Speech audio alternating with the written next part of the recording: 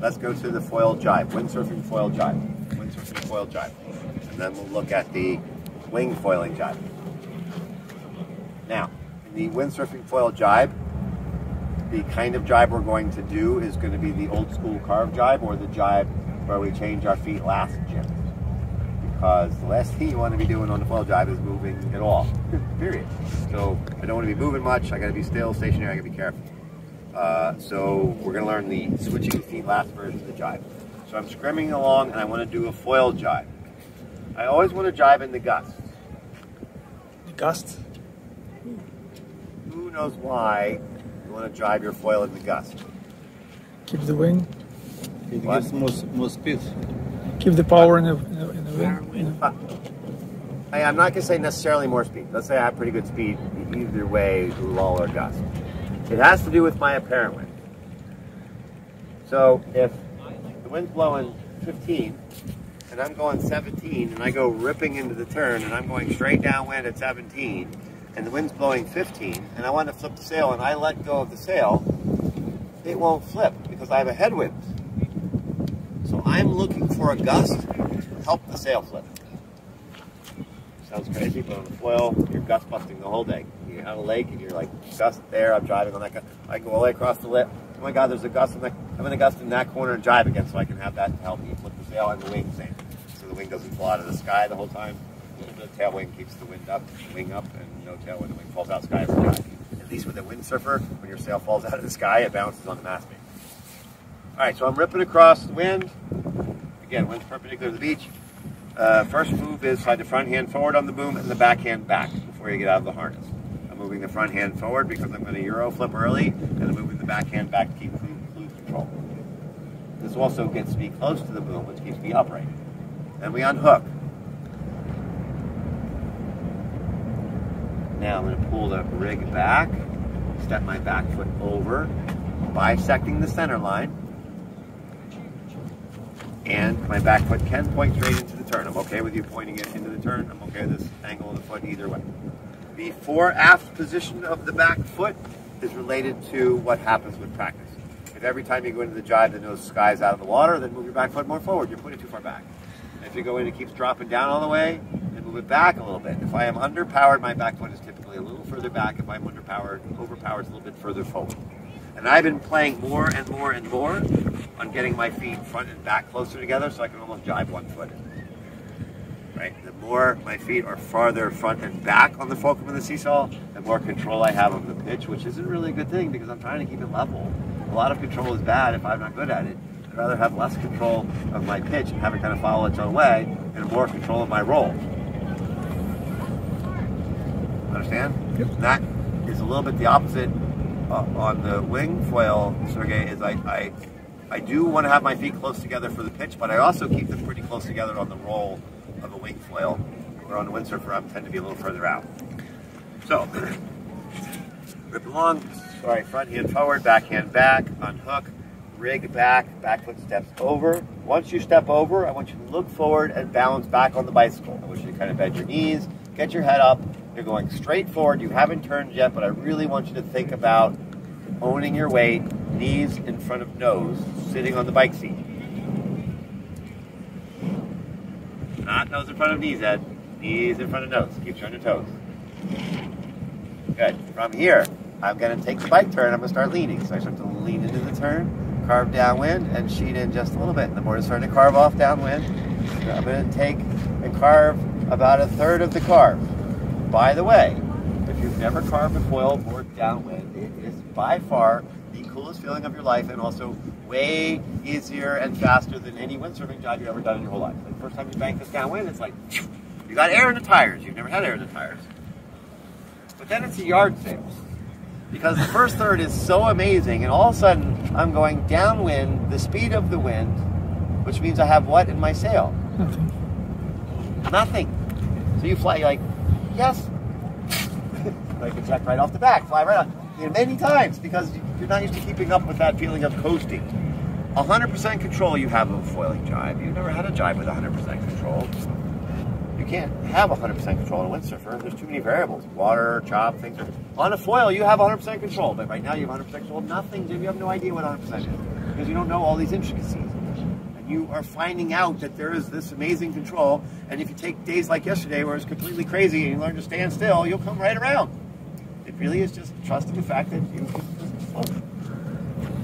So I'm ripping along, I'm going across the wind, front hand goes forward, back hand goes back, I pull the rig back, step the back foot over, set myself back up, balance, splitting the center line, I'm up over, this is awesome. I'm going for the turn, we take the bike turn, then leaves the body, rolls into the carve, we start carving downwind. We start to carve the first third, and then we're going to release the clue hand. I'm going to carve about a third of the windsurfing jibe, and I'm going to release the clue hand. You're still going broad reach. Yes, I'm not downwind yet. Because if I hang on to this thing too long, I'm going to start to twist, start to pull the nose out of the water. Then, I'm going to release the clue hand. I'm going to take my front arm and push it the direction to the inside of the turn where I'm turning, and I'm going to look where I'm turning. Reaching overhanded. This is the only time I'll ever like to reach overhanded on the dive. The board is going to continue to come around. I grab the new front side, and I continue to push that mast to the inside of the turn, the direction I'm turning, until the board carves all the way around to the new direction. The mast is going to start on the inside of the turn, which is leeward, but as the board comes around, the mast ends up on the windward side of the turn, because the board is changing directions. And they're coming out with their feet switched? Yes, we're going to come out with our feet switched. We'll talk about a lot more. All right, so here we go. Front hand forward, back hand back. Pull the rig back, get myself set up, balance, get set, sitting on the bike, posture forward, nice and steady. Roll into the carve, start to sheet inboard, start to carve downwind. We're carving downwind a little bit. We release the clue hand. We push the mast to the inside of the turn, looking where we want to go. Okay, everybody back on the bikes. Here we go, we're on our bikes again. We're going to make a left turn on the bicycle, you guys, so really get set up, that left turn, and let that bike crank around through the left turn.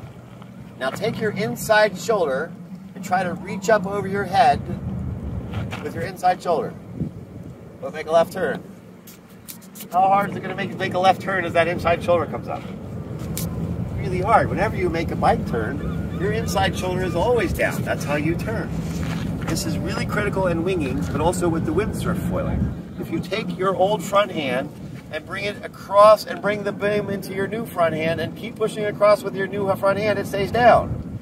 If your new front hand starts reaching over for that flip too early, it starts reaching to the outside, and you're losing that nice body posture on the car. And this is especially critical when we talk about winging, which we'll get into after this jibe. But even with the windsurf flip. But here's what's really going to happen. James, you're going to carve downwind, you're going to let go with the backhand, and your sail's going to go to the outside. Like, oh, cool, there it is. So, there it is. See? And right away, I look to the outside, and which way does my board now go? Back where I came from, or straight. I cannot let the mast come off of the fall line of the turn. I got to keep the triangle on this side. So we release. We look where we're going. We push that mast to the inside, push it across, keep looking, reach over the new backhand, push it to the inside, keep bringing that board all the way out. Now, who remembers, Jim, the advice that they used to tell you when we all did this old carve jibe back in the day of throwing this in? Just go downwind, you guys throw this. I can just whip it right around and catch it. Right? This is advice they used to have in the old days. You think that's changed? Yes. Because we don't teach this jibe that often, the carve jibe. But on a foil, if I even did the smallest throw, I'm going to lose my balance. I cannot get knocked off my bicycle. I got to learn to sit on the bike and spin the handlebars and do all kinds of stuff while I'm sitting there. I got to be able to sit on that bike and spin those handlebars and keep this thing around and keep everything turning and be still. So I can't be bobbing and weaving or throwing. Plus, if my apparent wind is 0, my true wind is 0, and I accelerated the sail flow, I would create my own wind from flipping the sail faster than I was traveling. Which is another conceptually, yeah, it's a weird thing, but I would push myself backward. Now, the concept of this is to take the trailing edge and throw it so the leading edge comes back to you. That's the concept. It doesn't work, because if I throw the trailing edge, it backwinds. There's a door open for something in that statement. What am I trying to get to happen? I want the leading edge, the mast, back in. But instead of pushing the outside to get it to rotate, I could pull very good. So what's really crazy about this is and I'm going to get to a really cool advanced tangent in a minute for you, rock stars. But right when it gets stuck, if I try to push it, it doesn't happen. If I keep pushing that leading edge in, all of a sudden, any second now, my apparent wind is going to jump from this side to which side? To the side. The second it comes in, boom, this thing whips right back around into me, and I can catch it coming through. So I'm trying to push my leading edge into my apparent wind so it catches. What else would make my apparent, there's two things that would make my apparent wind switch sides. One is me turning the board. What's the other one? It's going to be tricky. What else would make the sail flip easier coming around? If I was traveling how? Slower. Yeah. If I slow down for a minute, it'd be great. Yeah. So I add a little hump on my windsurf foil jibe. A little hump. When I know this is happening. If I'm going really fast, and I know my apparent wind is going to suck as I'm coming around. Right when I go and flip the sail, I let the nose of the board come up a little bit. Right when it comes up, all of a sudden the apparent wind comes in, comes behind me, it goes away, the sail starts to flip, and then I shoot it down. And as soon as I shoot it down, it really swings it and pulls the sail in right beside me. There's a weird little extra timing hump when you get really good at this. You can let the board come right up when you start your flip, and then shoot it right down after your flip if you are going greater than the wind speed. So the hump slows the board down. So it's kind Yes, of but it also gives you that chance to speed it up at the right time. So it's a weird, like you're going around rolling, and then right when you start the flip, you go up, which slows it, pulls the sail into position, and then you shoot it back down, it funnels right back into you. It's a really cool little advanced mogul in the turn. Do the hump by pushing on your back foot? Just a weight shift. Listen, you have never jibed and had pitch control. Pitch control. Controlling how high the nose is the third dimension. You've never had this because the water always controlled that, or the wave. So that ability to control the height of it is pretty cool. Right? So I can do that with mass-based pressure. Now, let me show you something. Keep going. So I'm carving through the turn, releasing, and grabbing over. Now, Andre, from your point of view, is the mast forward, vertical, or back right now? forward. A little bit forward. And now it's what? Vertical. And now it's what? Back. Back. Your new front arm controls the height of the nose coming out of the turn. So as I'm coming out of the turn switch-footed, if I need to get that nose down, what am I going to do with that front arm? Right, extend it out. Get away on that mast base, drive that nose down. If I want that nose to come back up, I can pull that front arm back in. So as I'm coming through the turn and carving around, as you're reaching over, your new front hand is controlling that nose height forward as you come back out of that turn. Finally, I'm switch-footed and I'm going the new direction. I got to switch my feet. Okay? I really am not fond of the hop switch. It's fundamentally against my religion. So I want you to think about, I want you to take, and I want you to draw a line in the dirt for a second. This line is your fulcrum of the seesaw. Draw a little small box around that fulcrum. Okay? You've always got to think about where the middle of that seesaw is, and you're always switching your feet into the center so that you have time to buy time to get things to go, and then going back out to the middle. So I'm going to switch and bring it right into the fulcrum, right where that horizontal line is, do everything very close to that line, and then step back out as we go. You got to think exactly where that X is. There's a spot on that board, your fulcrum and your center line. Fulcrum and the center line meet. I got to pull myself into that spot, switch it, and then go back out. So that's not really a strap-to-strap maneuver, right? Not the way, not for learning. Yeah. Eventually, Is that what you call the hop switch? No. that's hop switch. You don't like that? No, and it's huge with winging, and I'm just fundamentally against it. It works, but it's like I find it inaccurate. So getting people to come into that little center bit Yeah. and then go back out. Yeah. So you know the Heineken wing jibe, or a lot of the racers wing jibe, is they come in and they switch their feet right away, back foot steps forward into the jibe switch foot. So think if you're foiling, if I was foiling in this direction, then my back foot steps into the front corner, what would the board do? Would it immediately go what direction? Bank downwind, and the nose would come down. And then they switch their second foot to the back to pop it back up saving, which I think is really interesting. We come in, go switch foot to take the nose down so it drives into the turn, which is going down and forward, which would be adding G's to the turn, and then switching your other foot to top it back out and finish it. So I know that people are deliberately switching their feet into a position to turn, and then trying to recover from that, which I haven't been teaching so much of, but I think it's cool. I just haven't figured out how I want to add that in. Swinging, there's so many different varieties to the jibe and the windsurf. Yeah. So, how are we doing? You guys with me?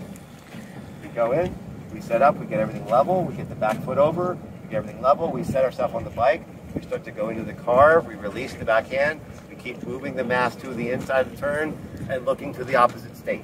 This is a great place to teach this because I need you guys to be looking at Washington and Oregon as you're coming around and really turn those heads and bring yourself around. Come out of these jibes. How are we doing? What do you say to people that have never sailed switch before in their life? Yeah, good luck.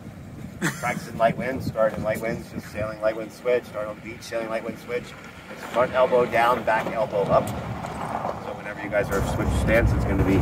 So when you're coming out, if you want to keep going switch, it's going to be front elbow down, back elbow up. I want to keep my head typically over my front foot if I'm coasting, and over my back foot if I'm accelerating. So they need to get a bit of non-foiling switch practice. It would help. Yeah. It would help. I think at that point, if you come around and you caught the new side, I would just switch and claim it. Like, just get your feet out. Even if you touch down, you're going to be happy. You know, and I know that I will typically switch my feet with my board really low or just touching the water, just so I know I don't fall all day. You know, like I hate to say it, when I'm having a really long day of foiling, I'm going to switch my feet with my board low, and it's going to tap the water, but I know for sure that if I screw up, I don't fall in.